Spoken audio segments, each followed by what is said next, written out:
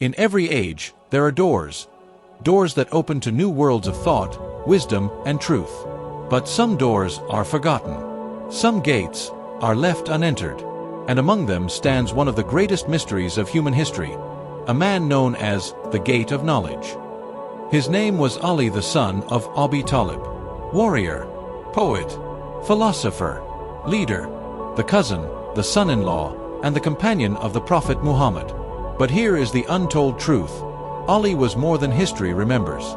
His life carried ideas centuries ahead of their time, whispers of psychology, cosmic reflections, and principles of justice that the world is still struggling to grasp. And yet, his story is hidden in shadows. What happens when the world ignores its greatest teacher?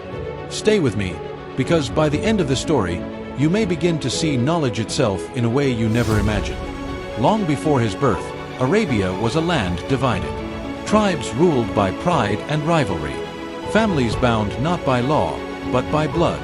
Strength was measured by wealth, by the sword, by how many could kneel before you. Ignorance was deep. Many worshipped idols of stone, wood, and clay. The weak were forgotten, the poor silenced, daughters buried at birth. It was a world where darkness often overshadowed reason. But in that darkness, a light was about to emerge. In the year 600, within the holy city of Mecca, a boy was born into the noble clan of Quraysh. His name was Ali, and though he was born into hardship, his destiny was unlike any other. When Ali was still a child, famine struck his family. His father, Abu Talib, could no longer provide for all his children. The Prophet Muhammad, not yet a prophet, but already a man of truth, took young Ali into his care. Imagine that moment, a boy growing under the direct shadow of the man who would soon change the world. Ali did not only eat at his table, he learned from his character. He watched Muhammad pray in solitude, withdraw from noise, and seek truth in silence. While other children played in the streets, Ali was absorbing wisdom. When the Prophet received the first revelation at the cave of Hira, Ali was the first child to believe. He did not hesitate. He did not doubt. He stood firm, a boy of 10 with the courage of a man. From the very beginning, Ali was not a follower. He was a seeker. Ali grew in both knowledge and bravery. At battles like Badr, Uhud, and Khandak, he stood as the shield of Islam. His sword, Zulfiqar, became legend. But here lies the paradox. The same man who was unmatched in combat was equally unmatched in thought. Others saw war as glory. Ali saw it as necessity, never pride. When he struck an enemy down, he did not boast. When he won a duel, he did not cheer. Instead, he said, "Your worth is not in how many you defeat, but in how much truth you carry." This was not the language of a soldier. This was the language of a philosopher. Here is a question. Why is the world filled with the names of Plato, Aristotle, Socrates? Yet few know of Ali. A man who lived 1,400 years ago spoke words about the soul, the universe, and justice that sound astonishingly modern. His sayings echo like fragments of psychology, like sparks of quantum thought, like whispers of democracy, all before these concepts existed. And yet, history reduced him to a footnote. A warrior, a caliph, but not the philosopher he truly was. Why? Ali once said, "He who knows himself, knows his Lord." A sentence so simple, yet layered with meaning. It is not only spiritual, it is psychological. It suggests that within the human being lies a map of the universe, that to journey inward is to discover something infinite. Does this not sound like the whispers of modern psychology? The call to self-reflection, the path of self-knowledge leading to greater understanding of reality itself? Ali's vision was always double-edged. He was the protector of the body, with the sword, but also the protector of the mind, with words. He once declared, "The value of every man is in what he knows, not in wealth, not in lineage, not in power." At a time when bloodlines ruled and ignorance was praised, these words struck like lightning. Knowledge, he said, was not just a possession. It was a weight that defined your very worth.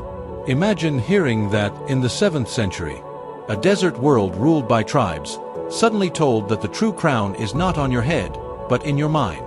That was Ali's revolution. Perhaps his most famous line, "You think you are a small entity, but within you is the entire universe." Stop and think about this. 7 centuries before telescopes, before quantum physics, before psychology, a man in the desert declared that the cosmos is mirrored inside the human soul. What did he mean? Mysticism? Philosophy? Or was it an insight into consciousness itself? This is the mystery of Ali. His words open questions that no era has fully answered. Ali was not merely living in history. He was living ahead of it. And yet, the world did not listen. The gate of knowledge stood open, but humanity walked past. The warrior fades into the shadows of history, but the thinker, the philosopher, remains eternal. Ali was more than battles and politics. His greatest weapon was not the sword, but the word. And his battlefield was not only earth, but the human soul. Let us step now into the desert of his mind. Ali once said, "The heavens and the earth are within you. Do you think you are a small body, while the great universe is folded within you?" Pause here. Reflect. A man of the 7th century spoke of the universe within the human being. Not only spirit, but cosmos itself. Centuries later, modern science would speak of atoms in our blood, the same elements forged in stars. Quantum physics would describe particles connected across infinite distances. Psychology would tell us of unconscious worlds hidden within the mind. And yet, Ali's words already hinted, the human is not small. The human is cosmic. What does this mean for us? That to know ourselves is to know creation itself. That the journey outward begins inward. Ali declared, "Your sickness is from you, but you do not perceive it. And your remedy is within you, but you do not sense it." Think of that for a moment. Is this not the language of psychology, centuries before Freud or Jung? He tells us that human suffering is not only from the outside world. It begins inside, in desires, fears, neglect. And the cure? Not outside remedies, but inner transformation. Modern therapy echoes this truth. Healing begins when one faces oneself. Ali was teaching this in the desert 1,400 years ago. Ali's vision was not limited to the soul. He also spoke of society, of justice, of power. He said, "Justice is the foundation on which the world stands." Simple words, but profound. For Ali, justice was not a political slogan. It was the law of existence itself. Without justice, nations collapse, families decay, and hearts rot. When he became caliph, Ali lived this principle. He refused privilege for his own family. He treated the poor and rich alike. He once said to his governor, "The people are of 2 types, either your brothers in faith or your equals in humanity." Pause there. Did you hear that? Your equals in humanity. In a world still divided by race, caste, and nation, these words are revolutionary even today. Ali's justice was universal. Here lies the paradox of Ali. He was offered power many times, but he never sought it. When he finally became caliph, he ruled with fairness so radical that many grew restless. He cut the privileges of the elite. He redistributed wealth with no favoritism. And he declared, "A society where one class starves while another overfeeds is not a society that can survive." Does this not sound like the debates we still have today about inequality, privilege, and corruption? Ali's words carry an uncomfortable truth. Justice requires sacrifice, and true leaders are often rejected for it.